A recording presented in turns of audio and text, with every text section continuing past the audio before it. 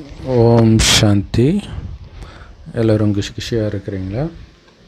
24/5/2025 சாக்கார் முரளி பாப்தாதா சொல்கிறாங்க, இனிமையான குழந்தைகளே, அமிர்த வேலையில் எழுந்து ஒரு பாபாவை மட்டும் ரொம்ப ரொம்ப அன்பாக நினச்சிக்கிட்டே இருங்க.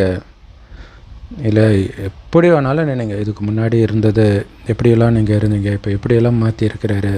அடுத்தது பாபா வச்சு நினைக்கலாம், உனக்கு எதுக்கு பாபா தலையெழுத்து, நீ பாட்டுக்கு ஜாலியாக இருக்க வேண்டியதானே, நாங்கள் எப்படி போனால் என்ன, எங்களுக்காக வந்திருக்கிறிய பாபா அப்படின்னு உருகி உருகி நினைங்க. மற்ற எல்லா எண்ணத்தையும் பூட்டி வைங்க. அது எதுக்குன்னா, ஜென்ரலாகவே அதிகாலையில் மற்ற எண்ணம் வராது, அதிகமாக வராது. அப்போ அந்த நேரத்தில் இந்த எண்ணத்தை உருவாக்குங்க. இந்த எண்ணத்தை உருவாக்கும் போதே அதை பூட்டி வைக்கிறது கணக்கு தான். ஸோ பாபா நம்மளை 24 மணி நேரமும் இந்த விஷயங்களில் சேவையில் பிஸியாக இருக்க சொல்கிறது வீண் எண்ணங்களெல்லாம் பூட்டி வைக்கிறதுக்கு தான். ஸோ அதனால் இனிமையான உரையாடல் இதயபூர்வமாக பாபாவோட பண்ணிக்கிட்டே இருங்க. அதுக்கு தான் அமிர்த வேலை. அமிர்த வேலை பாபாவோட பேசுகிறதுக்கானது. முரளி தூக்கம் வராமல் இருந்தால் முரளி படிங்க. முரளியில் முக்கியமான பாயிண்ட் வந்தோன்னே அப்படியே நிறுத்திட்டு அப்படியே அதை பற்றி சிந்தனை பண்ணிக்கிட்டே இருங்க. அது கொஞ்சம் அப்படி தூக்கத்துக்கு போகிற மாதிரி வரும்போது டக்குன்னு அப்படியே முரளி எடுங்க. இப்படி எல்லாம் நிறைய யுக்திகளை நமக்கு நாமளே உருவாக்கிக்கணும். பாபா சைகை மட்டும்தான் கொடுக்குறார், அதுக்கான வழியை நாம் தான் தேடணும். கேள்வி, ஏன்னா இங்கே இப்படி தான் பண்ணணும் அப்படி தான் பண்ணணும்னு பாபா சொல்லலை. நீ பிஸியாக வச்சுக்கணும். எப்படி வச்சுக்கிறன்றது உன் திறமை. இதில் தான் வரிசைக்கிரமம் வருது. கேள்வி, இப்போ மற்ற மதத்தெல்லாம் பாருங்களா, இந்த ப்ரேயர் தான் சொல்லணும், இந்த நேரத்துக்கு எழுந்திரிக்கணும், இந்த நேரத்துக்கு இந்த ப்ரேயர், இந்த நேரத்துக்கு இந்த ப்ரேயர், இந்த மாதிரிலாம் எதுவும் கிடையாது. அதிகாலையில் எழுந்திரிச்சிடுங்க, பாபாவோட பேசிக்கிட்டு இருங்க, இல்லை முரளி படிங்க, இல்லை நினைவு பண்ணுங்கள், இல்லை சக்தி கொடுங்க, இல்லை உங்கள் குணத்தை மகிமை பாடுங்க, தெய்வீக குணத்தை. இப்படி எது வேணாலும் பண்ணலாம். ஃபுல் ஃப்ரீடம் கொடுத்துருக்கிறார். கேள்வி, ஸோ அதே மாதிரி பாருங்களாம், இப்போ முஸ்லீம் மதத்தில் பார்த்திங்கன்னா ஆண்கள் மட்டும்தான் அந்த மசூதிக்கு போவாங்க, பெண்களுக்கு வேறு ஏதோ ஒன்று இருக்கும். இங்கே அப்படியெல்லாம் கிடையாது. காமத்தை வெல்லணும், ஆனால் நீ தான் யுக்தியை வகுத்துக்கணும். இல்லை யார் கூடயும் பேசாதீங்கன்னு சொல்லலை, கணவன் மனைவி தனியாக பிரிஞ்சு போகணுன்னு சொல்லலை, எதுவுமே சொல்லலை. நீ தூய்மையாக இருக்கணும், ஞானவால் உங்களுக்கு இடையில் இருக்கணும். அப்படின்னா ஞானம் மட்டும்தான் பேசிக்கிட்டே இருக்கணும். ஸோ இந்த மாதிரி அந்த சைகை தான் கொடுக்குறாரு, அதை வச்சு நம்ம தான் பக்காவாக ஆயிக்கணும். கேள்வி, குழந்தைங்க சொல்கிற ஒரு விஷயமும் அர்த்தம் நிரம்பியதாக இருக்கணும். எந்த குழந்தைங்களால் அர்த்தம் நிரம்பிய வார்த்தைகள் மட்டுமே பேச முடியும்? பதில், யார் ஆத்ம அபிமானியாக இருக்கிறாங்களோ அவங்க தான் அர்த்தம் நிரம்பிய வார்த்தைகள் பேசுவாங்க. நீங்கள் இப்போ நம்ம சேவை பண்ணுறோம் இல்லையா, வீடியோ போடும்போது அந்த மாதிரி பயிற்சி பண்ணி வீடியோ போடும்போது பார்த்திங்கன்னா டக்குன்னு மறக்கும் என்ன சொல்கிறோன்றது. அப்போ என்னென்னா, வழக்கமாக நம்ம பேசும்போது என்ன பேசணும், அந்த பேசுகிறதுல கவனம் கொடுத்தா அது ஏதோ என்னெல்லாம் வருதோ அது பின்னாடிலாம் ஓடிட்டு இருப்போம். ஆனால் இங்கே நீங்கள் பேசிக்கிட்டே இருப்பீங்க, டக்குன்னு மறக்கும் பொழுது சரி ஆக்சுவலாக என்ன கண்டென்ட் பேசுகிறோம் அதை மட்டும் பேசணும்னு நினைப்போம். அப்போ தான், ஏன்னா அதுக்கு முன்னாடி வந்ததும் கட்டம் ஆகிடுது. ஸோ அதுதான் சொல்கிறார், ஆத்ம அபிமானியாக இருக்கிறவங்க தேவையில்லாமல் பேச மாட்டாங்க, அர்த்தம் நிரம்பியதாக இருக்கும், ரொம்ப குறைவானதாக இருக்கும், இனிமையானதாக இருக்கும். ஸோ ஆத்ம அபிமானி பயிற்சி தான் ரொம்ப முக்கியமானது. ஸோ இந்த சங்கம யுகத்தில் பாபா கற்றுக் கொடுக்குற எல்லாமே அர்த்தம் நிரம்பியது. தேவையில்லாத எதையும் பாபா பேசுகிறது கிடையாது. அதனால தான் பாபா சொல்கிறத மட்டும் சிந்தனை பண்ணிட்டுருங்கன்றார். மனிதர்கள் தேக உணர்வில் பேசுகிற அத்தனையும் அர்த்தமில்லாத வெத்து வார்த்தைகள். அதிகம் பேசுபவன் பாவம் இழைக்கிறான்னு பைபிளில் இருக்கும். அது உண்மையும் கூட. ஏன்னா அதிகமாக பேசி தான் பல பிரச்சனைகளை இழுத்துட்டு வந்திருப்போம். ஸோ பேச்சு இல்லைன்னாலே முடிஞ்சு போச்சு, தப்பிச்சிடுவோம் நம்ம. ஸோ அவங்க பேசுகிறது எல்லாம் அர்த்தமற்றது, பலனற்றது, எந்த நன்மையும் கிடையாது. ஸோ ஆத்மாபிமானியாக இருந்து அர்த்தம் நிரம்பியதை மட்டுமே பேசணும். பாடல், அன்பான கடவுளே, கண்ணில்லாத இந்த குருடனுக்கு வழிகாட்டுங்கள். ஓம் சாந்தி. இதெல்லாம் ஆக்சுவலாக பக்தி மார்க்கத்துடைய பாடல்கள். இப்போ உங்களுக்கு அது தேவை கிடையாது. ஏன்னா அவர் வந்துட்டார். இங்கே எந்த கஷ்டமும் கிடையாது. பக்தி மார்க்கத்தில் எவ்வளவு கஷ்டம். உதாரணத்துக்கு பார்த்திங்கன்னா, பிராமண பூசாரிகளுக்கு சாப்பாடு போடுறது, இந்த மாதிரி நிறைய பழக்க வழக்கங்கள் தீர்த்த யாத்திரைக்கு போகிறது, இந்த மாதிரி பல கடினமான பழக்கங்கள் பக்தி மார்க்கத்தில் இருக்குது. இதில் கொடுமை என்னென்னா, இவன் ஏழையாக இருப்பான், அந்த பிராமணனுக்கு நீங்கள் கொடுக்குற தட்சணை இது மாதிரி நிறைய பேர் கொடுத்தா அவன் உங்களை விட பணக்காரனாக இருப்பான். அவனுக்கு நீங்கள் தட்சணை கொடுக்கறது எவ்வளோ பெரிய கொடுமை இல்லையா? ஸோ எவ்வளோ பண்ண வேண்டியது இருந்துச்சு. ஆனால் இங்கே வந்த உடனே அந்த எல்லா கஷ்டத்துலேருந்தும் பாபா உங்களுக்கு விடுதலை கொடுத்துட்டார். இனி எதுவும் பண்ண தேவையில்ல குழந்தை அப்படின்ட்டு. அதுமாதிரி எதுவுமே பண்ண தேவையில்ல, பக்தி மார்க்கத்தின் எந்த கஷ்டமும் பண்ண தேவையில்ல. ஏன்னா வந்துட்டேன், என்ன தானே தேடி போயிட்டு இருந்தேன், நான் வந்துட்டேன். அப்போ நீ மறுபடியும் போகிறேன்னா அப்போ நான் வந்திருக்கிறது கடவுள்ன்றது உனக்கு தெரியலையா? சேவைக்காக போகலாம், பட் கடவுள் எங்கே கிடைப்பார் அப்படின்னு தேடி அலைய தேவையில்லை. சிவான்னு வாயை திறந்து சொல்கிற கஷ்டத்துலேருந்து கூட உங்களை விடுவிச்சிட்டார். ஏன்னா அதுவுமே இங்கே சட்டத்திற்கு புறம்பானது தான். சிவான்னு சொல்கிறதுனால உங்களுக்கு எதுவும் கிடைக்க போகிறது கிடையாது. ஓம் நம சிவாய சொல்லுவாங்க இல்லையா? பாபா சொல்கிறாரு, நான் அதை யோசிப்பேன் அஞ்ஞானத்தில் இருக்கும்போதே, ஓம் என்னடா ஓம்ன்றதுல எனர்ஜி போகுதேன்னு தோணும். ஏன்னா அது சொல்கிறது சாதாரணமாக பேசுகிறத விட ரொம்ப எனர்ஜி போகும். இங்கே அந்த வேலையெல்லாம் கிடையாது. ஆத்மான்ற உணர்வில் இருக்கணும், அவ்வளோதான், உடம்புன்றதுக்கு பதிலாக. பாபா சொல்கிறாங்க, உள்ளுக்குள்ளே நீங்கள் ஒவ்வொருத்தரும் உங்களை ஆத்மான்னு புரிஞ்சுக்கணும். அதுதான் மெயின். தொடர்ந்து நான் பரந்தாமத்துக்கு போகிறேன், சொர்க்கத்துக்கு போகிறேன்னாலே நான் போக போகிறது யார்? ஆத்மான்றதும் ஞாபகம் வரும். பாபா சொல்கிறாங்க, என்ன நினைவு பண்ணுங்க, உள்நோக்கு முகமுடையவராக இருந்து அப்பாவை மட்டும் நினைவு பண்ணிட்டு இருங்க. இல்லை, உள்நோக்கு முகம்னா என்ன அர்த்தம்? உங்களையே கவனிச்சிட்டு இருக்கிறது. ஆத்மான்றதும், ஆத்மா இப்போ என்ன நிலையில் இருக்குது, அமைதியாக இருக்கா, ஆனந்தமாக இருக்கா, தூய்மையாக இருக்கா, தெய்வீக குணத்தை மட்டும் வெளிப்படுத்துதா, அடுத்தது அப்பாவுடைய நினைவில் இருக்குதா, இதில் தான் கவனம் இருக்குமே தவிர சுற்றி என்ன நடக்குதுன்றதை பற்றி கவலைப்படாதீங்க. அதுதான் தைரியன்றது. மற்றவர்கள் என்ன நினைக்கிறாங்க, சுற்றி நடக்கிறத பார்த்துட்டு நம்ம எல்லாத்தையும் சரி பண்ணிடலாம். எவ்வளோத்த சரி பண்ணுவீங்க? நீங்கள் எல்லாம் உங்கள் கண்ட்ரோலில் இருக்குது, நீங்கள் தான் உங்கள் கண்ட்ரோலில் இருக்கிறீங்க. எது நடந்தாலும் என் மனம் அமைதியாக இருக்கிறதுல மட்டும் நீங்கள் கவனம் கொடுங்க. மழை பயங்கரமாக பெய்யுது, மழையே பெய்யாமல் பண்ண முடியுமா? நம்ம கொடை பிடிச்சிக்கலாம். அந்த கொடை பிடிக்கிறது தான் பாபாவுடைய நினைவு. அதனால தான் பாபா சார் நினைவு என்ற குடையின் கீழ் பாதுகாப்பாக இருப்பீர்கள் அப்படின்னு பாபா சொல்கிறார். ஸோ பாபா உங்களுக்கு சத்தியம் பண்ணுறார், அப்படி நீ உள்நோக்கு முகத்திலிருந்து என்னை மட்டும் நினச்சிட்டு இருந்தேன்னா உன்னுடைய பாவம் அழிஞ்சிடும். அந்த ஆத்மாவுக்கு பலம் வரும், அது நமக்கு தெரியும். அந்த வீண் விஷயத்தை தெரிஞ்சுக்கணுன்ற ஆர்வமெல்லாம் கட்டாகும். இதுதான் யோக அக்னி, உங்கள் பாவத்தை எல்லாம் எரிக்கிற நெருப்பு இந்த நினைவு. அப்படி எரித்தால்தான் நீங்கள் வீட்டுக்கு போக முடியும். வரலாறு திரும்ப நடக்குது சத்தியுகத்திலிருந்து. ஸோ இதெல்லாம் நீங்கள் உங்களுக்கு நீங்களே பேசுகிறதுக்கான வழிமுறைகள். அமிர்த வேலை என்ன பேசணுன்னா இதெல்லாம் தான். ஸோ பாபா இவ்வளோ விஷயம் பேசுகிறாருன்னா அதை பற்றி நீங்கள் சிந்தனை பண்ணி பேசிகிட்டு இருக்கணும். முழு நாளும் பேசணும். மெயினாக அமிர்த வேலையில் இதெல்லாம் பேசணும். அதுக்காக தான் இதெல்லாம் சொல்கிறார். ஏன் சொல்கிறார்? எதுக்கு 3 உலகத்தை பற்றி சொல்கிறாரு? எதுக்கு 84 பிறவியை பற்றி சொல்கிறாரு? இதை பற்றிலாம் சிந்தனை பண்ணிக்கிட்டே இருக்கணும். உங்களுக்குள்ள ஆன்மீக உரையாடல் பண்ணிக்கிட்டே இருக்கணும்.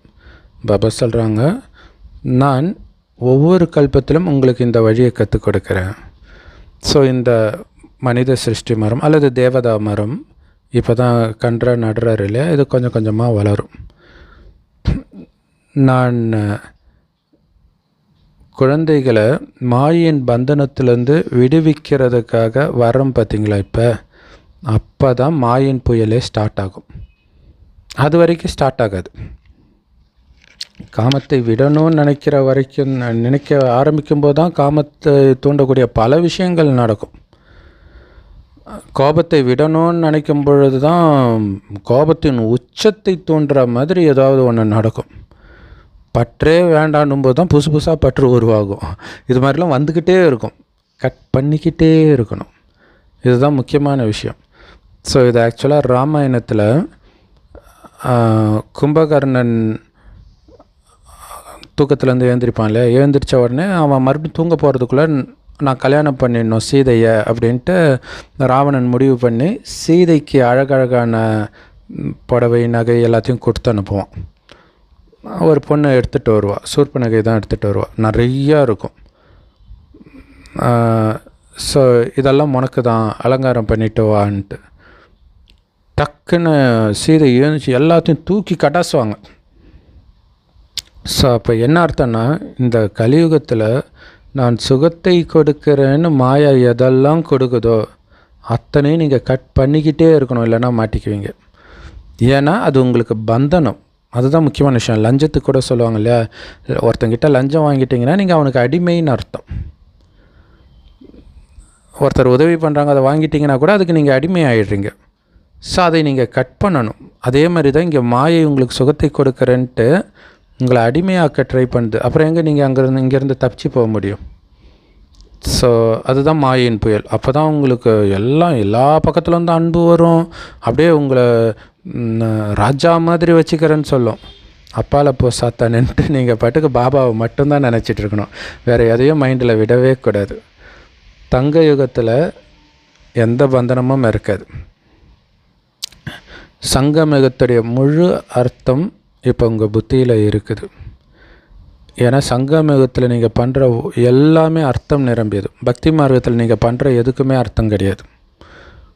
நீங்கள் அங்கே இவங்க பண்ணாங்க, முன்னோர்கள் பண்ணாங்க, அதனால் நான் பண்ணேன்னு பண்ணுவாங்களே தவிர எந்த அர்த்தமும் இருக்காது. தேக உணர்வுடைய மனிதர்கள் பேசுகிற எல்லாமே அர்த்தமற்றது தான். ஆத்ம அபிமானி மனிதர்கள் பேசுகிற அத்தனையும் அர்த்தம் நிரம்பியதாகவும் பலன் நிரம்பியதாகவும் தான் இருக்கும். பலனற்ற எதையுமே பாபா பேசியிருக்கிறாரா? அப்போ அவருடைய குழந்தைகள் நாமளும் அப்படி தான் இருக்கணும்.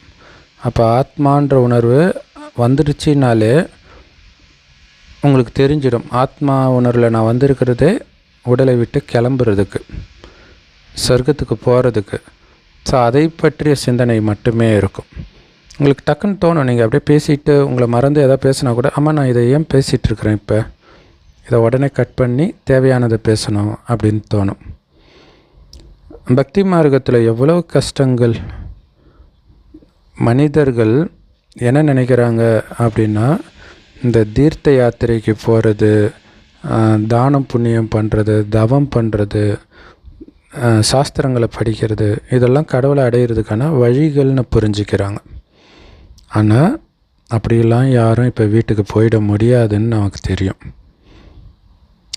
லக்ஷ்மி நாராயணன் நம்பர் 1 எஜமானராக இருந்தவரே 84 பிறவியிலேருந்து தப்பிக்க முடியாது. நடுவில் வந்துடுறவங்க தப்பிச்சு போயிட முடியுமா? முதல்ல வந்தவங்க தான் முதல்ல போவாங்க. கடைசியில் வந்தவங்க எப்படி முதல்ல போக முடியும்? அதனால் லக்ஷ்மி நாராயணனே தப்பிக்க முடியாத இந்த காலச்சக்கரத்திலேருந்து மற்றவர்கள் எப்படி தப்பிக்க முடியும்? எல்லோருமே இந்த சக்கரத்தில் வராங்க. அப்படி இருக்கும்போது எப்படி கிருஷ்ணர் எப்பவும் இருக்க முடியும்? அவர் மறுஜன்மம் வேறு ஒரு பிறவி எடுத்து தான் ஆகணும். கிருஷ்ணராகவே எப்படி இருக்க முடியும்? இயேசுவாகவே எப்படி இருக்க முடியும்? அவங்க அப்படி புரிஞ்சுக்கிறாங்க. அந்த ஆத்மா இருக்குது, ஆனால் வெவ்வேறு ரூபத்தில் இருக்குது. கிருஷ்ணருடைய பேரு ரூபம் இருந்தது, இப்போ போயிடுச்சு, முடிஞ்சிடுச்சு.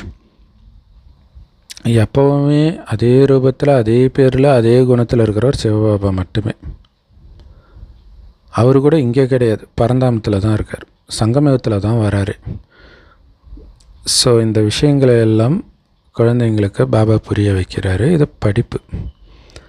ஸோ மாணவர்களாக இருக்கிறீங்க. அப்போ மாணவர்களாக இருக்கும்போது நல்ல கவனம் கொடுத்து படிக்கணும் இல்லையா? ஸோ இங்கே படிப்பில் நிறைய விஷயங்கள் இருக்குது. ஞானம், யோகம், சேவை, தாரணை. ஸோ அதனால் சார்ட்டு எழுதுறதுக்குன்னு தினமும் ஒரு டைம் ஃபிக்ஸ் பண்ணிவிடுங்கன்றார். அந்த டைம் சார்ட் எழுதுறது எப்படி? கடையில் இருக்கிறவங்க கடை மூடுறதுக்கு முன்னாடி கணக்கு பார்ப்பாங்க. ஒரு அரை மணி நேரம் முன்னாடியே கணக்கு பார்க்க ஆரம்பிச்சிடுவாங்க. அப்படி பார்க்குறவன் தான் முன்னேற முடியும். அதுலேயும் சோம்பல் பட்டோன்னா என்னென்னே தெரில, எதுவுமே லாபம் வரல அப்படின்ட்டு சொல்லிகிட்டு இருப்போம்.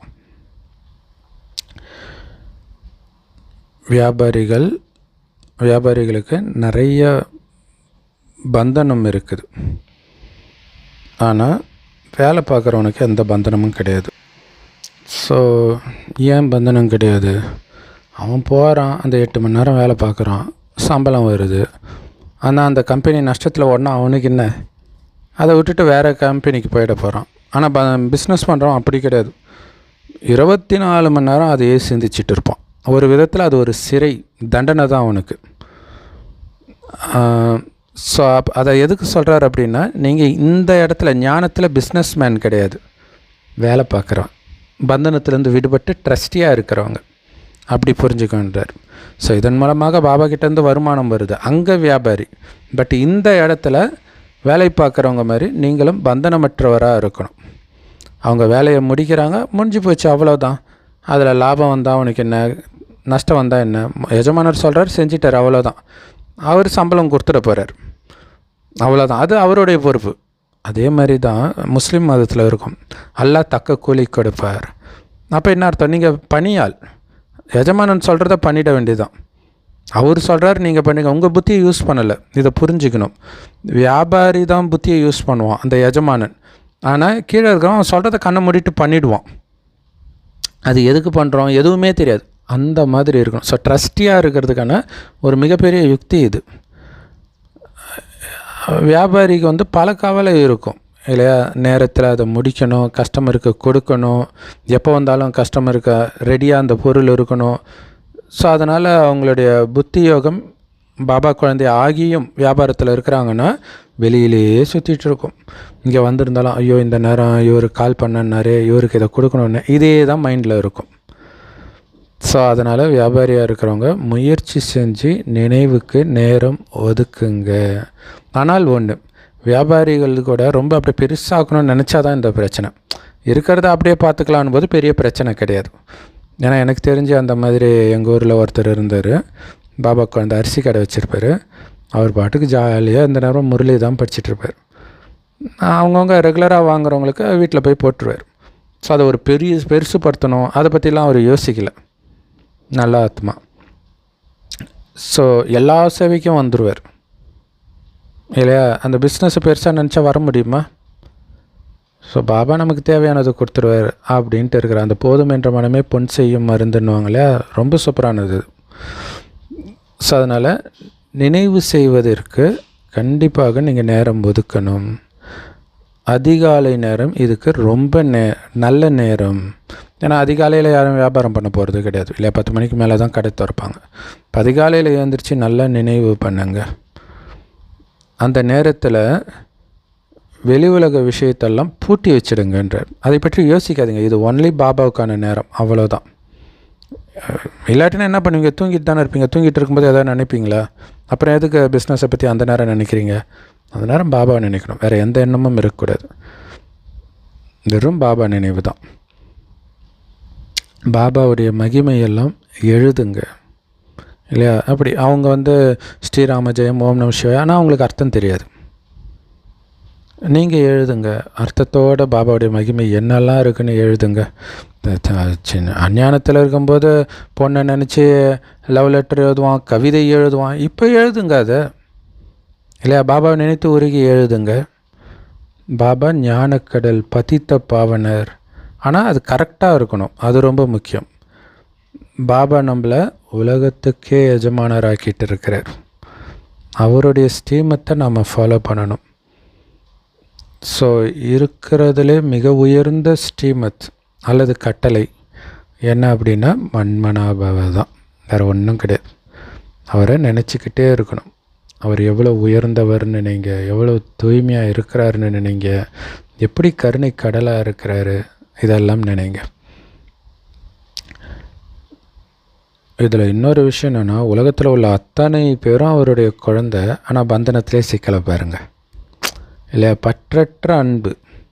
அவர் சொல்கிறார், எந்த நேரமும் எனக்கு குழந்தை ஞாபகம் எல்லாம் சொல்கிறார், ஆனால் பற்றற்ற அன்பு இருக்குது. அதனால தான் டக்குன்னு அவரால் போக முடியுது. ஸோ இந்த மன்மனாபவ என்னையே நினச்சிட்டு இருங்க அப்படிங்கிற இந்த வழியை பாபாவை தவிர வேறு யாருமே சொல்ல முடியாது.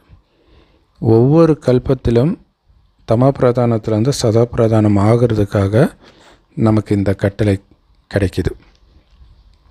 பாபா சொல்கிறதெல்லாம் இது ஒன்று தான், என்னை மட்டும் நிரந்தரமாக நினைவு பண்ணிக்கிட்டே இருங்க. உங்கள் மனதை சீர்படுத்தும் மகா மந்திரம் இது தான். மனம் சீர்பட்டுட்டால் எல்லாமே சரியாயிடும், எல்லாமே கிடைச்சிடும், இழந்த அத்தனையும் 5000 வருஷத்துக்கும். ஸோ மன்மனாபவ.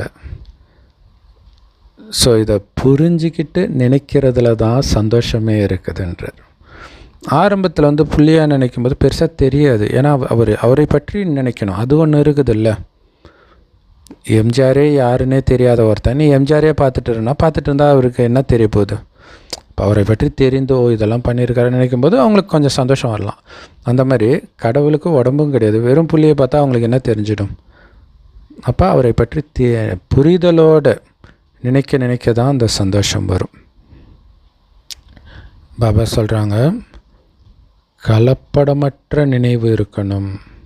இல்லை மற்றதையும் நினச்சிட்டு இதே நினைக்கிறதில்ல, பாபா நினைவு மட்டும்தான். ஸோ பக்தி மார்க்கத்தில் நிறைய அந்த நாயன்மார்கள் அவங்க கதையெல்லாம் அப்படி தான் இருக்கும். சிவன் நினைவிலேயே மூழ்கி கிடக்கிறதா இருக்கும் பக்தியிலே. ஸோ அப்போ நம்ம எப்படி இருக்கணும் பாருங்கள். இது அடுத்த லைனே அதான் சொல்கிறார். பக்தியில் கூட ஆரம்பத்தில் கலப்படமற்ற பூஜை சிவனுக்கு மட்டுமே நடந்தது. அதை முஸ்லீம்களும் சொல்லுவாங்க, ஆரம்பத்தில் ஒரு கடவுள் தான் எல்லா மதமும் வணங்கினாங்க அப்படின்ட்டு. ஸோ அது உண்மையும் கூட. பிறகு எப்போ அவங்க மற்ற தெய்வங்களை வழிபட ஆரம்பித்தாங்களோ, நிறைய பேர் வழிபட ஆரம்பித்தாங்களோ, அப்போ அது கலப்படம் ஆயிடுச்சு. அதுதான் விபச்சார பக்தின்றது. சிவனை மட்டும் நினைக்கிறது தான் அவிபச்சார பக்தி.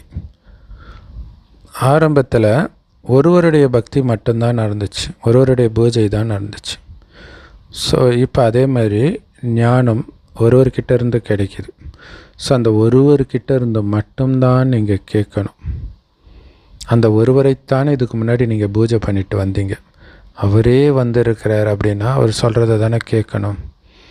அவரே உங்களை என்ன சொல்கிறாரு? இனிமேலும் இனிமையான குழந்தைகளே, நான் வந்திருக்கிறேன். பக்தி மார்க்கத்தின் எல்லா பழக்கங்களும் இப்போ முடிவடையுது. ஸோ முதலாக சிவனுக்கு கோயில் கட்டியவர்கள் நீங்கள் தான். அந்த நேரத்தில் கலப்படமற்ற பக்தர்களாக இருந்தீங்க, ரொம்ப சந்தோஷமுடையவர்களாக இருந்தீங்க. பிறகு எப்போ கலப்படமுள்ள பக்தி செய்ய ஆரம்பிச்சிங்களோ, அதாவது பலரை வணங்கக்கூடிய பக்தர்களாக மாறினீங்களோ, அப்போ தான் உங்களுக்கு அந்த இரட்டைத்தன்மை வர ஆரம்பிச்சது. கொஞ்சம் துக்கம் வந்துடுச்சுன்றார். ஸோ இரட்டைத்தன்மை அப்படின்னா பிடித்தது பிடிக்காதது, அந்த மாதிரி விருப்பு வெறுப்பு இந்த மாதிரி வர ஆரம்பிச்சிடுது. அப்போ துக்கம் வந்துடுது. இப்போ மதங்களுக்கு இடையில் பிரச்சனையே பாருங்களா, அதான காரணம். ஒவ்வொரு மதமும் அவங்க மதம் சிறந்தது, இயேசு தான் கடவுள் நினைக்கிறாங்க, மற்றவங்களாம் பாவின்னு நினைக்கிறாங்க. அப்போ தானே ஒரு வெறுப்பு வருது இல்லை? இயேசுவை வழிபடுறவங்கள பார்க்கும்போது அவங்களுக்கு விருப்பம் வருது. ஆனால் எல்லோருமே ஒருவரை தான் வழிபடுறாங்கன்னும் போது வெறுப்பே வராதில்லை. அது நமக்கு இப்போ தெரியுது, அதனால தான் நமக்கு சந்தோஷமாகவும் இருக்குது. ஒரே ஒரு தந்தை மட்டும்தான் அனைவருக்கும் சந்தோஷத்தை கொடுக்குறார். ஸோ எல்லோருக்கும் சந்தோஷத்தை கொடுக்கறது ஒரு பாபா மட்டும்தான். ஸோ அப்போ அவரை மட்டும்தானே நினைக்கணும். ஸோ பாபா சொல்கிறாங்க, நான் இந்த மகா மந்திரத்தை குழந்தைங்களுக்கு கொடுக்குறேன், அதனால் இந்த ஒரு மந்திரத்தில் மட்டும்தான் நீங்கள் கவனம் வைக்கணும். இங்கே உங்ககிட்ட ஒரு சாக்கார மனிதன் பேசலை, பாப்தாதா கிட்ட வந்திருக்கிறீங்க. சிவபாபாவை விட உயர்ந்தவர் யாரும் கிடையாது. எல்லோரும் அவரைத்தான் நினைக்கிறாங்க. பாரதம் இல்லை, அப்போ எல்லோரும் அவரைத்தான் நினைக்கிறாங்க.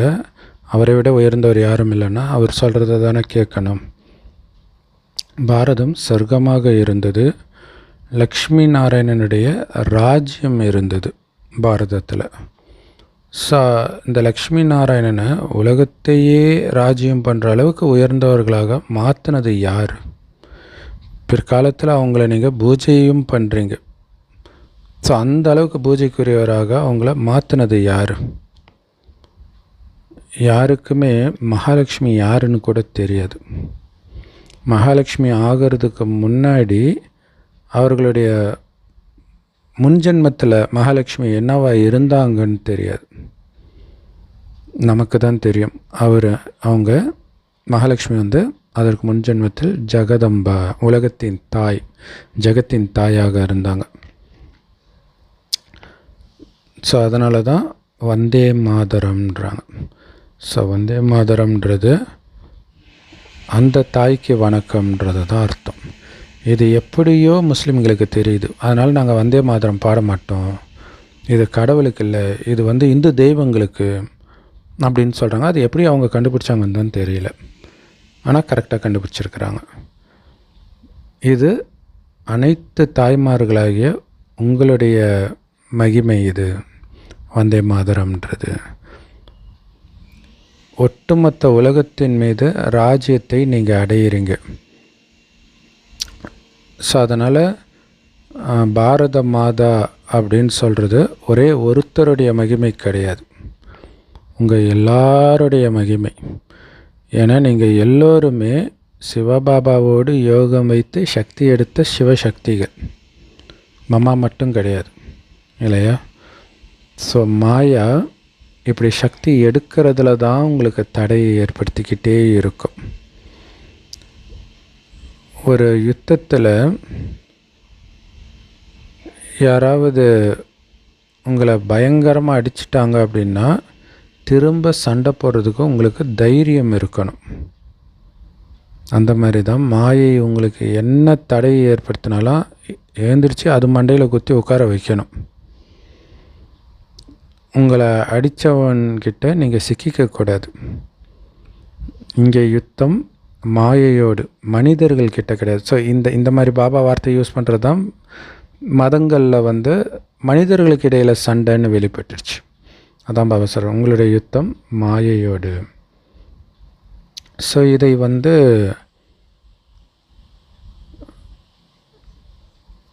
ஜான் ஜபராஜ் நிறைய பாதிரியார்களை திட்டினதுக்காக ஒரு சகோதரி வீடியோ போட்டிருந்தாங்க. தம்பி, நம்மளுடைய யுத்தம் பிசாசுகளோட மனிதர்களோட கிடையாதுன்ட்டு. அது எப்படி அவங்க கண்டுபிடிச்சாங்கன்றதும் ஆச்சரியமாக இருக்குது இல்லையா? அப்போ மனிதர்களோடு யுத்தம் போட்டு இருக்கிறதாக பழைய ஏற்பாட்டில் சொல்லப்பட்டதெல்லாம் உண்மையிலே மாயையோட யுத்தம் அப்படிங்கிறது நிரூபணமாகுது. அதே மாதிரி மகாபாரதத்தில் பார்த்திங்கன்னா கௌரவர்கள் பாண்டவர்களுக்கு இடையில் யுத்தம்னு காட்டிட்டாங்க. அப்படியும் கிடையாது. உண்மையில் கௌரவர்கள் அவங்களுக்குள்ளே யுத்தம் பண்ணிக்கிட்டாங்க.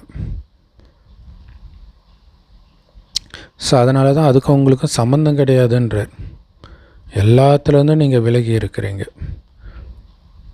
மனிதர்கள் சண்டை போடுறாங்க அப்படின்னா ஒரு அடி நிலத்துக்காக ஒருத்தர் கழுத்தை அறுக்கிறதுக்கு கூட ரெடியாக இருக்கிறாங்க. அந்த நிலத்துக்காக எவ்வளோ பெரிய விஷயம் பார்த்தீங்களா? உங்களை பாவம் செய்ய வைக்கிறதுக்காக மாயை எல்லாம் பண்ணும். அதனால தான் எதுவுமே என் இது இல்லைன்ற உணர்வில் இருக்க சொல்கிறார். ஆக்சுவலாக யெகோவாவின் சாட்சிகள்ன்ட்டு கிறிஸ்தவ மதத்தில் ஒரு பிரிவு இருக்குது. அவங்க தேசிய கொடிக்கு கூட வணக்கம் செலுத்த மாட்டாங்க. அதனால் ஒரு கவர்மெண்ட் ஸ்கூல் ஹெச்எம் கூட பிரச்சனைக்கு உள்ளானாங்க. அதோடைய அர்த்தம் என்ன அப்படின்னா, எந்த பற்றும் உன் மீது இருக்கக்கூடாது, எல்லாத்துலேருந்தும் விலகிரு, ஏன்னா நம்ம தேசம் சொர்க்கத்தில் தான் வரப்போகுது அப்படின்னு அர்த்தம். ஆனால் அவங்க அந்த புரிதலோடு இருக்கிறாங்களான்னு நமக்கு தெரியாது. பாபா இது ஏற்கனவே நாடகத்தில் பதிவாகி இருக்குது அப்படின்னு புரிய வைக்கிறார் இல்லையா? நம்மக்கிட்டேருந்து ஒன்று அபகரிக்கப்படுதுன்னா பதிவாகி இருக்குது, அதை எதிர்த்து நாம் ஏன் சண்டை போடணும்? இது ராவண ராஜ்யம், இது நம்ம ராஜ்யமே கிடையாது இல்லையா? இப்போ இலங்கை பிரச்சனை வரும்போது நிறைய பேர் கேட்டதுன்னா, இலங்கை அவங்களுடைய நாடு, நம்ம இங்கேருந்து பிழைக்க போய் அவங்க கூட எதுக்கு சண்டை போடணும்னு ஒரு சாரார் சொன்னாங்க இல்லையா? சரி, அப்போ அவங்களுக்கு என்ன தான் எதிர்காலம்னு கேட்டால் அதுக்கு பதில் கிடையாது. ஆனால் நம்ம ராஜ்யம் இது கிடையாது. ஒட்டுமொத்த உலகமும் இப்போ இலங்கை தான். நம்ம ராஜ்யம் உருவாகிட்டு இருக்கு. இங்கேருந்து தப்பிச்சு போகிறதுக்கான வழியைத்தான் பாபா நமக்கு சொல்லிகிட்டு இருக்கிறார். அதுதான் ராமராஜ்யம், ராவணராஜ்யம் இருக்குது. உங்களுடையது ராமராஜ்யமே தவிர ராவணராஜ்யம் கிடையாது. ஸோ அதனால தான் பாபா சொல்லுவார், உங்களுக்கு உலகத்தின் மிகப்பெரிய பதவி கொடுத்தாலும் நீங்கள் இப்போ வாங்கிக்குவீங்களான்னு கேட்பார். ஏன்னா இதெல்லாம் முள்ளு கிரீடம். எந்த நேரமும் உங்களை கவுத்து விடுறதுக்கு தான் யோசிச்சுட்டு இருப்பாங்க. ஸோ நம்ம ராஜ்யம் சொர்க்கத்தில் தான் இருக்குது, இங்கே கிடையாது. இங்கே இருக்கிற எதன் மீதும் உங்களுக்கு ஆசை இருக்கக்கூடாது. ஸோ நமக்கு இப்போ ஞானம் கிடச்சிடுச்சு. எல்லையற்ற சந்தோஷமுள்ள ராமராஜ்யத்துக்கு நாம் போக போகிறோன்ட்டு. ஸோ அப்போ ராவண ராஜ்யத்தில் என்ன ஆனால் நமக்கு என்ன கவலை இல்லை? அளவற்ற சந்தோஷம் கிடைக்க போகுது. இதை விட்டால் தான் அங்கே போக முடியும். நீங்கள் இங்கே ஐயோ இது நடக்குது, இதை மாற்றணும்னு நீங்கள் நினச்சிங்கன்னா மாட்டிக்குவீங்க, அங்கே போக முடியாது. ஸோ இதில் கவனம் கொடுக்கணும். ஏன்னா கடைசி நேரத்தில் இப்படிலாம் மாட்டிக்குவோம். அந்த யாருக்கோ ஏதோ துக்கம் கிடக்கும், ஐயோ இதெல்லாம் மோசமானுச்சு, இப்படிலாம் நடக்கக்கூடாது. அதுதான் பாபா சொல்கிறார், எல்லாத்தையும் எண்ணத்தினால் மட்டும் பண்ணு. வார்த்தையினாலேயோ செயல்னாலேயோ பண்ணுனா மாட்டிக்குவேன். எண்ணத்தினால அவங்களுக்கு நல்லது நடக்கணும், பாவம் சக்தி கொடுங்க, அவ்வளோதான். அதுக்கு மேலே போனால் நம்ம மாட்டிக்கும். அதனால தான் சாமியை உள்ளே பூட்டி வச்சுருக்கிறாங்க. இல்லை, உள்ளே இருந்துக்கிட்டே தான் நீ வேலை பண்ணணும், வெளியில் வர வேலையெல்லாம் கிடையாது. அதுதான் எண்ணத்தின் சக்தி.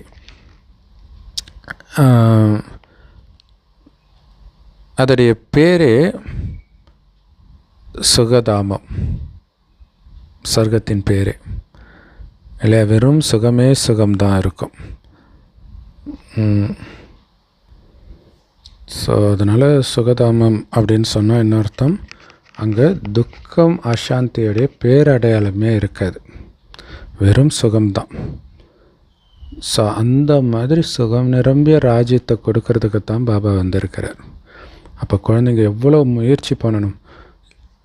எல்லா விதமான துக்கத்திலிருந்தும் தப்பிக்கிறோம். கலியுகத்தில் எவ்வளோ கஷ்டத்தை கடந்துட்டு வந்துட்டு இருப்போம், அல்லது கஷ்டத்தில் இருப்போம். இது எதுவுமே இருக்க போகிறது இல்லைன்னா அதுக்கு நீங்கள் முயற்சி பண்ணுறதெல்லாம் நினைவு தான் அப்படின்னும் போது ஏன் பண்ணக்கூடாது? ஸோ அதனால தான் பாபா திரும்ப திரும்ப திரும்ப திரும்ப சொல்கிறார், குழந்தைகளே இதில் கலைச்சி போயிடாதீங்க, நினைவு பண்ணுறதுல கலைச்சி போயிடாது. இங்கே பண்ண சொல்கிறதெல்லாம் நினைவு தானே. மரணப்படுக்கையில் இருந்தாலும் உங்களால் பண்ண முடியுமே. சிவபாபா நினைவு பண்ணிக்கிட்டே இருங்க. அவர் ஒரு புள்ளி, ஆத்மாக்களாகிய நாமளும் ஒரு புள்ளி, அவ்வளோதான். நாம் இங்கே பாகத்தை நடிக்கிறதுக்காக வந்திருக்கிறோம். இப்போ பாகம் முடிஞ்சிடுச்சு. பாபா சொல்கிறாங்க, என்னை மட்டும் நினைவு பண்ணிங்கன்னா உங்களுடைய பாவம் எல்லாம் அழிஞ்சிடும்ன்றார். ஏன்னா ஆத்மாக்களில் தான் பாவங்கள் சேருது, உடம்பு இங்கேயே முடிஞ்சிடும். ஸோ அப்போ அந்த ஆத்மாவில் இருக்கிற பாவம் நீங்கணுன்னா பாபாவை நினைவு பண்ணிக்கிட்டே இருக்கணும். இதுதான் முக்கியமான விஷயம். மாமியார் பிரச்சனையா, பாபாவை நினைவு பண்ணு. கணவன் பிரச்சனையா, பாபாவை நினைவு பண்ணு. ஏன்னா இங்கே அவங்கள நோன்றதெல்லாம் கிடையாது. என் பாவம் இருக்கிற வரைக்கும் அங்கே கிடைக்கும். என் பாவத்தை அழிக்கிறதுல நம்ம கவனம் கொடுக்கணும். நீங்கள் போய் மற்றவர்களை தொட்டிங்கன்னா இன்னும் பாவம் தான் செய்வீங்க. இதுதான் ரொம்ப முக்கியமான விஷயம். ஸோ ஏன்னா உங்கள் ஆத்மாவில் இருக்குது பாவம், அவங்கள பிடிச்சி சண்டை போடுறதுல என்ன பிரயோஜனம்? சில மனிதர்கள் பாவம் செஞ்சுட்டு தற்கொலையும் பண்ணிக்கிறாங்க. அதனால் அவங்களுடைய பாவம் ஒன்றும் அழிஞ்சிடாது. இப்போ நிறைய அந்த மாதிரிலாம் நடக்குது.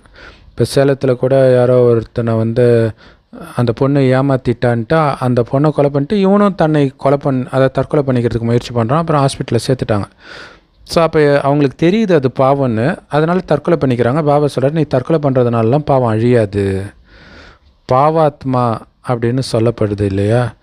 சாது சன்னியாசிகள் சொல்கிறாங்க, நீ செய்கிற பாவ புண்ணியமெல்லாம் ஆத்மாவில் ஒட்டாது, ஆத்மா எப்போவுமே கடவுள் மாதிரி தூய்மையாக தான் இருக்கும் அப்படின்னு சொல்கிறாங்க. அது ஒரு ஃபேமஸான சித்தாந்தமாக இருக்குது. கூடவே என்ன சொல்கிறாங்க, ஆத்மாவே பரமாத்மான்னு சொல்லிடுறாங்க. ஸோ கடவுளில் பாவம் ஒட்டாது இல்லையா, அப்போ ஆத்மாவிலையும் ஒட்டாது அப்படி சொல்லிடுறாங்க. ஏன்னா ஆத்மா தான் பரமாத்மான்னு சொல்லிடுறாங்க. இப்படி பலவிதமான கருத்துக்கள் இருக்குது. நமக்கு ஒரு பரமாத்மா கிட்டேருந்து வழி கிடைச்சிருக்குது. இதான் இங்கே முக்கியமான விஷயம். கடவுள் பேசுகிறாருன்னு நிச்சய புத்தி வந்துட்டால் போதும், தானாக இதை ஃபாலோ பண்ணுவீங்க. ஏன்னா மதத்தில் உள்ளவர்கள் அந்த மதத்தில் கடவுள் சொன்னார்னு கூட இருக்காது, அதுக்கே அவங்க கடவுள் சொன்னார்னு நினச்சிட்டு அப்படியே ஃபாலோ பண்ணுறாங்க. அப்போ இங்கே உண்மையிலே கடவுள் வந்து சொல்கிறாரு, அப்போ அதை நம்ம ஃபாலோ பண்ணணும், அதை மட்டும்தான் கேட்கணும் இல்லையா? ஏன்னா நம்ம ஒவ்வொருத்தருக்கும் ஞானம்ங்கிற 3வது கண் கொடுத்துருக்கிறார். ஆத்மாக்களாகிய நீங்கள் தான் அனைத்தையும் இப்போ அறிந்தவர்களாக இருக்கிறீங்க. இதுக்கு முன்னாடி உங்களுக்கு கடவுளை பற்றியும் தெரியாது, இந்த உலக சக்கரம் எப்படி சுற்றுதுன்னு தெரியாது. ஆத்மாக்கள் ரொம்ப ரொம்ப சின்னதாக இருக்குது. முதல்ல ஆத்மாவை பற்றிய புரிதலை பாபா உங்களுக்கு கொடுக்கிறார். ஆத்மா அதிசூக்ஷ்மமாக இருக்குது. மற்றபடி மனிதர்களுக்கு கிடைக்கிற காட்சியெல்லாம் பக்தி மார்க்கத்தின் விஷயங்கள்.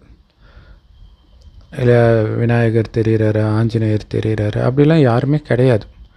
அது பக்தி பண்ணுறாங்க, அதனால் கிடைக்கிது. ஸோ அதனால் எந்த நன்மையும் கிடையாது. ஆத்மாவை தெரிஞ்சுக்கிறதுல தான் நன்மை. ஸோ இந்த ஞான மார்க்கத்தின் விஷயங்களை பாபா தான் புரிய வைக்கிறார். எந்த வேதத்துலையும் இது இருக்காது.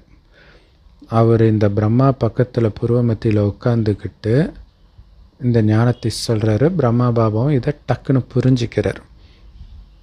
ஸோ இது எல்லாமே ரொம்ப புத்தம் புதிய விஷயங்கள் பாபா உட்காந்து புரிய வைக்கிறார்.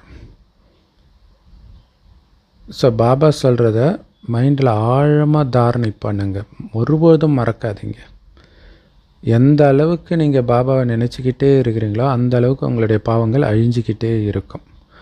ஏன்னா உங்கள் பாவங்கள் அழிவதை வைத்துத்தான் உங்களுடைய எதிர்காலமே இருக்குது. உயர்ந்த எதிர்காலத்தின் ஆதாரமே எந்த அளவுக்கு பாவத்தை அழிக்கிறீங்கன்றதை பொறுத்து தான். அப்போ பாபா நினைவு கட்டாகாமல் இருக்கணும்ல. எது பண்ணாலும் சேவை பண்ணாலும், சேவை பண்ணுறதுக்கே டைம் இல்லைன்னு இல்லை, நினைவில் பண்ணுங்கள், அவ்வளவுதான். ஏன்னா இது ஒரு நினைவு ரொம்ப முக்கியம் இல்லையா? கலியுகத்தின் எந்த நினைவும் இருக்கக்கூடாது. குழந்தைகள் மட்டுமில்லை, ஒட்டுமொத்த பாரத கண்டமே அதிபாக்கியசாலி தான். ஏன்னா பாரதம் மாதிரி வேறு எந்த கண்டமும் பாக்கியசாலி கிடையாது. ஏன்னா சுயம் பகவானே இங்கே தான் வரார். இதே பாரத பூமி சொர்க்கமாக இருந்தது, அது அல்லாவின் பூந்தோட்டம்னு சொல்லப்படுது. இப்போ மீண்டும் பாபா வந்து பாரதத்தை மலர்களின் தோட்டமாக மாற்றிட்டு இருக்கிறார். அந்த மலர்களின் தோட்டத்துக்கு போகிறதுக்காக தான் நாம் படித்து மலர்களாக மாறிட்டு இருக்கிறோம். நமக்கு இப்போ காட்சி கிடைக்கிது. பாபா சொல்கிற ஒன்று நமக்கு சாட்சாத்காரம் தான், காட்சி தான். ஸோ இது அதே மகாபாரத யுத்தம் அப்படிங்கிறத புரிஞ்சுக்கிறோம். இந்த மகாபாரத யுத்தத்திற்கு பிறகு வேறு எந்த யுத்தமும் நடக்காது. கண்டிப்பாக குழந்தைகளாகிய உங்களுக்கு புத்தம் புதிய உலகம் வேணும் இல்லையா? அதுக்காக தான் இந்த பழைய உலகம் அழிக்கப்படுது. எப்போ இது புத்தம் புதிய உலகமாக இருந்ததோ அப்போ பாரதம் சொர்க்கமாக இருந்தது. ஜஸ்ட் 5000 வருஷம் முன்னாடி அப்படி இருந்தது. மற்றபடி லட்சக்கணக்கான வருடம் முன்னாடின்ற விஷயம்லாம் கிடையாது. ஒருவேளை லட்சக்கணக்கான வருடத்திற்கு முன்பே உலகம் இருந்துச்சு, அப்போத்துலேருந்தே இந்த கல்பம் தொடங்குது அப்படின்னா இந்நேரம் எண்ண முடியாத அளவுக்கு மனிதர்கள் இருப்பாங்க. இது கூட யாருடைய புத்தியிலையும் நுழைய மாட்டேங்குது. ஆனால் அந்த அளவுக்கு மக்கள் தொகை இருக்குதா? அப்போ எப்படி இந்த கால் சக்கரம் அவ்வளோ பெருசாக இருந்திருக்க முடியும்? நாம் 5000 வருடத்திற்கு முன்பு உலகத்தை ஆட்சி செஞ்சோம்னு இப்போ நீங்கள் புரிஞ்சுக்கிறீங்க. அப்போ பாரதத்தை தவிர வேறு எந்த கண்டமும் கிடையாது. பிறகு தான் மற்றதெல்லாம் வருது. ஸோ இதெல்லாம் குழந்தைங்க புத்தியில் தான் இருக்குது, வேறு யாருடைய புத்தியிலும் கிடையாது. ஸோ கொஞ்சம் அவங்களுக்கு சிக்னல் கொடுங்க. அவங்க மதம் வருவதற்கு முன்பே ஒரு மதம் இருந்தது அப்படின்னு சிக்னல் கொடுங்க. அப்போ அவங்க புரிஞ்சுக்குவாங்க, ஆமாம் நமக்கு முன்னாடி அவங்க இருந்தாங்க இல்லையா, அப்போ அதுதானே சொர்க்கம் இருக்கும். ஏன்னா இப்போ கிறிஸ்டின் முஸ்லீம் மதத்தில் அந்த மதம் எப்போ தோன்றுதுன்னு தெரியுது, ஆனால் அதுக்கு முன்னாடி சொர்க்கம் இருந்ததுன்னு அவங்களுக்கு தெரியுது இல்லை. அப்போ அதுக்கு முன்னாடி இருந்தவர்கள் தானே அந்த சொர்க்கத்தில் வாழ்ந்தவர்களாக இருந்திருக்க முடியும் அப்படிங்கிறத நீங்கள் புரிய வைக்கலாம். ஸோ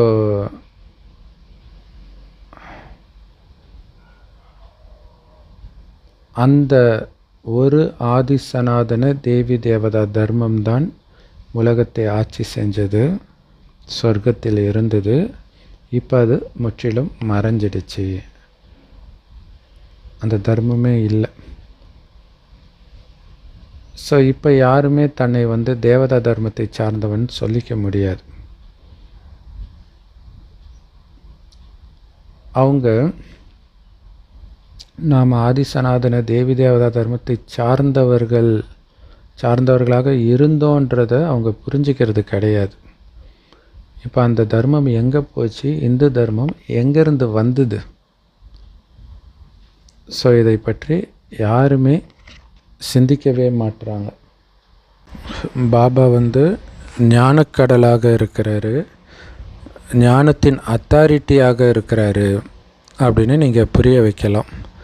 அப்போ கண்டிப்பாக அவர் இந்த ஞானத்தை சொல்லியிருப்பார் தானே, இல்லையா?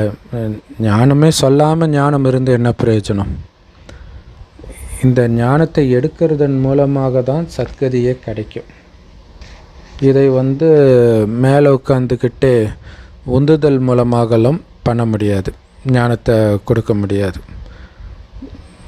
பாபா சொல்கிறாரு, நான் ஒவ்வொரு கல்பத்திலும் வரேன். எப்படி நான் இப்போ வந்திருக்கிறேனோ அதே மாதிரி அடுத்த கல்பத்திலும் குழந்தைங்களை நான் சந்திப்பேன். நீங்களும் முழு சக்கரம் சுற்றிட்டு என்னை சந்திப்பீங்க. உங்களுடைய ராஜ்யத்தை அடையிறீங்க, பிறகு இழக்கிறீங்க. இது எல்லையற்ற நாடகம். நீங்கள் எல்லோரும் நடிகர்களாக இருக்கிறீங்க.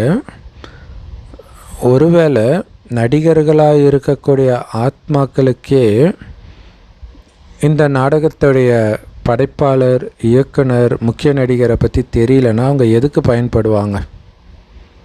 ஏன்னா நீங்கள் நடிச்சிட்டு இருக்கிற நாடகத்தில் யார் ஹீரோன்னு உங்களுக்கு தெரியணும்ல. இப்போ நாம் புரிஞ்சுக்கிறோம் ஆத்மாக்களாகிய நாம் எப்படி சரீரம் எடுத்து நடிக்கிறோன்ட்டு. இப்போ நடித்து முடிச்சுட்டு நம்ம வீட்டுக்கு போக வேண்டிய நேரம் வந்துடுச்சு, ஏன்னா பழைய உலகத்துடைய முடிவு வந்துடுச்சு. ஸோ இதை புரிஞ்சுக்கிறதோ ரொம்ப ஈஸி. பாபா எப்படி குப்தமாக இங்கே உட்கார்ந்துட்டு இருக்கிறாரு அப்படின்னு நமக்கு தெரியும். ஸோ இது ஒரு பாட்டு கூட இருக்குது. அனைத்தையும் செய்பவரை கோணிப்பைக்குள் பார்த்தார் அப்படின்னு ஒரு பாட்டு கூட இருக்குது. ஸோ அவர் பார்த்தார் அல்லது அவர் அடையாளம் கண்டுக்கிட்டார், எப்படி சொன்னாலும் ஒரே விஷயந்தான். ஆத்மாவை பார்க்க முடியும், ஆனால் அதனால் எந்த லாபமும் கிடையாது. பார்க்க முடியும்னா என்ன, அது காட்சி காட்டுறது. ஆனால் பார்க்கறதுனால எந்த லாபமும் கிடையாது. இறைவனையை கூட நட்சத்திரம் மாதிரி பார்க்கறதுனால. அதாவது காட்சி வேணும் அப்படின்னு பார்க்காதீங்க, எதிர்பார்க்காதீங்கன்றார். ஏன்னா அந்த புள்ளியை வச்சு ஃபுல் ஞானம் தெரிஞ்சிடுமா என்ன? உண்மையில் எதுவுமே புரியாது. தீவிர பக்தி செய்கிற நிறைய பக்தர்களுக்கு காட்சி கிடச்சிருக்குது. உண்மையில் குழந்தைங்களுக்கு கூட இதுக்கு முன்னாடி நிறைய காட்சிகள் கிடைத்தது. அந்த காட்சி கிடைக்க வைக்கிறதுக்கே நிறைய நிகழ்ச்சிகள் நடத்தப்பட்டது ஆரம்பத்தில். ஸோ அந்த மாதிரி ரமணிகரமான விளையாட்டை கடைசியில் பார்ப்பீங்க. பாபா சொல்கிறாங்க, படிங்க, புத்திசாலி ஆகுங்க. இப்போ நீங்கள் படிக்கலை அப்படின்னா ரிசல்ட் வெளியாகும்போது தலை குனிஞ்சிட்டு போயிடணும், வெட்கி தலை குனிய வேண்டியதாகிடும் இல்லையா? கடவுள்கிட்டேயே படித்து வெட்டியான ஆகிறதுக்காடா படித்த அப்படின்னு கேட்பாங்கல்ல. ஸோ அப்போ நான் நிறைய நேரத்தை வீணாக்கிட்டேன்னு நீங்களே புரிஞ்சுக்குவீங்க. ஸோ எந்த அளவுக்கு அதிகமாக நீங்கள் பாபா நினைவில் இருக்கிறீங்களோ அந்த அளவுக்கு அதிகமாக உங்களுடைய பாவங்கள் நினைவினால் அழிக்கப்படும். எந்த அளவுக்கு நீங்கள் அப்பாவை அதிகமாக நினைக்கிறீங்களோ அந்த அளவுக்கு சந்தோஷத்தின் அளவும் அதிகரிச்சுக்கிட்டே இருக்கும் இல்லையா? பாபாவை நினைக்க நினைக்க பாவம் அழியும், பாபாவை நினைக்க நினைக்க சந்தோஷமும் அதிகரிக்கும். அப்போ ஏன் நினைக்காமல் இருக்கணும் இல்லையா? இது எவ்வளோ பெரிய விஷயம் இல்லையா? சொர்க்கம். இப்போ ஒருத்தர் புகழ்ந்துட்டாங்க, யாரோ ஒருத்தவங்க புகழ்ந்துட்டாங்க, ஒரு பெரிய ஆள் அல்லது மிஸ்ஸே புகழ்ந்துட்டாங்க ஸ்கூலில் அப்படின்னா அந்த பீரியடு ஃபுல்லாக என்ன நடத்துகிறாங்கன்னே மைண்டில் ஓடாது, அந்த சந்தோஷத்திலே இருப்பாங்க. அந்த மாதிரி பாபாவை நினைக்கிற சந்தோஷத்தில் இங்கே இருக்கிற எதுவுமே உங்களுக்கு புரியக்கூடாது. அந்த போதையில் இருந்தால் தான் கலியுகத்தின் துக்கத்திலேருந்து நீங்கள் தப்பிக்க முடியும். ஸோ அப்படி நினச்சிக்கிட்டே இருக்கணும். கடவுளை நான் கண்டுபிடிச்சிருக்கிறேன், கடவுள் கூட போகிறேன், என்னை அழைச்சிட்டு போகிறதுக்காக வந்திருக்கிறாரு, இப்படி நினச்சிக்கிட்டே இருக்கணும். மனிதர்களுக்கு கடவுளை ஏன் நினைக்கணுன்னே தெரியாமல் தானே நினச்சிட்டு இருக்கிறாங்க. அவர் தாயும் தந்தையுமானவர்னு சொன்னால் கூட அதோடைய அர்த்தம் அவங்களுக்கு தெரியாது. எப்படி தாயாக இருக்கார், எப்படி தந்தையாக இருக்கிறாருன்னு தெரியாது. ஸோ உங்களுக்கு இது புரியுது. அதனால் சிவனுடைய படத்தை நீங்கள் புரிய வைக்கலாம். அவர் எப்படி ஞானக்கடலாக பதித்த பாவனராக இருக்கிறாருன்னு நீங்கள் அவரை நினைக்கணும். அந்த தந்தை அளவற்ற சந்தோஷத்திற்கான வழியை காட்ட வந்திருக்கிறார் அப்படின்னு தெரிஞ்சுக்கிட்டோம் இல்லையா? அங்கே போனால் வெறும் சந்தோஷம்தான். இப்போ அந்த மாதிரி உலகத்தில் ஏதாவது இடம் இருக்குதா வெறும் சந்தோஷம்தான்ட்டு? எல்லோருக்கும் அமெரிக்காவுக்கு போகிறது லட்சியமாக இருக்கும். அங்கேயே அடித்து துரத்துறாங்க, அங்கேயே நிறைய துப்பாக்கியில் சுடுறது, இந்த மாதிரி விஷயங்கள்லாம் நடந்துட்டு தான் இருக்குது. இப்போ இந்த மாதிரி துக்கம், இன்னும் அங்கே நோய் நிறைய நடக்குது. இது எதுவுமே இல்லாத இடம் அந்த சொர்க்கத்துக்கு போகிறோன்னா எவ்வளோ சந்தோஷம் இருக்கணும். ஸோ அதற்கான படிப்பு இது. எந்த அளவுக்கு இந்த படிப்பை படித்து நினைவில் இருக்கிறதுக்கு, தாரணை பண்ணுறதுக்கு முயற்சி பண்ணுறீங்களோ அந்த அளவுக்கு நீங்கள் உயர்ந்த பதவியை அடைவீங்க. இதை உங்களுக்கு சொல்லி கொடுத்துட்டு இருக்கிறவர் ஒன்றும் சாது சந்நியாசி கிடையாது. ஸோ ஆரம்பத்தில் இருந்தே தான் இது நடக்குது, அப்படி கிடையாது. இந்த ஞானம் இது சிவபாபாவுடைய கதி, ஆசனம், பிரம்மாவுடைய நெற்றி. ஸோ இவர் போனவுடனே அங்கே வேறு யாரோ வந்து உட்காந்துக்குவாங்க அப்படின்னு கிடையாது. பாபா இதை ஏன் சொல்கிறாருன்னா, சன்னியாசிகள் அப்படி தானே, ஒரு குரு இருக்கிறாரு, அவர் இறந்துட்டாருன்னா வேற ஒருத்தரை குருவாக்குவாங்க. இங்கே பாபா மட்டும்தான் குரு. எல்லாரையும் அவர் தான் கூடவே அழைச்சிட்டு போகிறார், கூடவே அழைச்சிட்டு போயிடுறார். அழைச்சிட்டு போகிறதுக்கான ஞானத்தை தான் கொடுக்குறார் குருவாகி. சில குழந்தைங்க எப்படி நிறைய பணம் சேர்க்கலாம் அப்படிங்கிற வீண் எண்ணத்தை சிந்திச்சே நேரத்தை வீணாக்கிட்டு இருக்கிறாங்க. சொர்க்கத்தில் எல்லாமே நிரம்பி இருக்கும், இங்கே எல்லாமே அழிய போகுது. அழியிற இடத்துல யாருக்காக காசு சேர்க்குறீங்க? இதிலே நேரத்தை வீணாக்கிட்டு இருக்கிறீங்க. அவங்களுடைய குழந்தைங்க, பேர குழந்தைங்க 10 தலைமுறை உட்கார்ற மாதிரி சொத்து சேர்க்கறதுலையே நேரத்தை வீணாக்கிட்டு இருக்கிறாங்க. பின்னாடி நமக்கு தேவைப்படும்னு சேர்த்துட்டு இருக்கிறாங்க.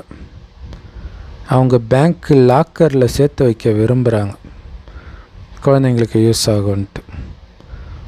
ஆனால் அரசாங்கம் விட்டுறாது, யாரையும் பணக்காரனாக விட்டுறாது. இல்லை மேபி பாபா எதை சொல்கிறாருன்னா, மேபி அரசாங்கமே கூட எடுத்துக்கலாம். கடைசியில் யுத்தம்னு வந்துச்சுன்னா எடுத்து தானே ஆகணும், பேங்க்கில் போட்ட காசு முடிஞ்சு போச்சு. அப்படி ஒரு சட்டமே இருக்குதான், தேவைப்பட்ட அரசாங்கம் எடுத்துக்கொண்டு. அதுக்காக தான் எல்லோரையும் அரசாங்கத்துக்கிட்ட பேங்க்கில் போட சொல்கிறது. இல்லை நான் தனியாகவே வச்சுக்கிறேன்னும் போது திடீர்னு காசு செல்லாமல் போச்சுன்னும் போது அப்போ அது ஒரு பிரச்சனை. மொத்தத்தில் சேர்த்து வைக்காமல் இருக்கிறவன் தான் நிம்மதியாக இருக்க முடியும் இல்லையா? ஸோ அதனால் பணம் சம்பாதிக்கிறத பற்றி அதிகமாக சிந்திக்கிறத விட்டுட்டு எதிர்கால வருமானத்தை சம்பாதிக்கிறதுல பிஸியாகுங்க. பாபா நினைவுலையும் குணத்தை மாற்றிக்கிறதுலையும் இந்த ஞானத்தை மற்றவர்களுக்கு கொடுக்கறதுலையும் பிஸியாகுங்க. இப்போ நீங்கள் முயற்சி பண்ணியே ஆகணும். நாடகத்தில் இருந்தால் பண்ணிக்கலாம் அப்படி இருக்கக்கூடாது. முயற்சி செய்யாமல் சாப்பிட்றதுக்கு எதுவும் கிடைக்காது. இப்போ நீங்கள் பண்ணுற முயற்சியின் ஆதாரத்தில் தான் 5000 வருடத்துக்கு உங்களுக்கு தேவையானதெல்லாம் கிடைக்கிது.